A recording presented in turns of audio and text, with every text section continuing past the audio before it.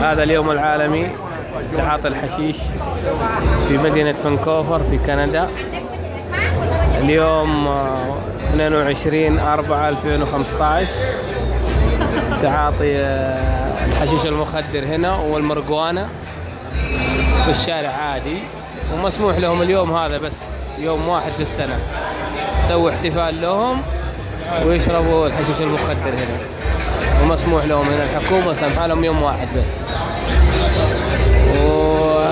والله يعافينا، بس اللي ما ينسطل والله بغينا ننسطل الحين، واحد ينسطل على الريحة هنا، الله يكفينا شرهم.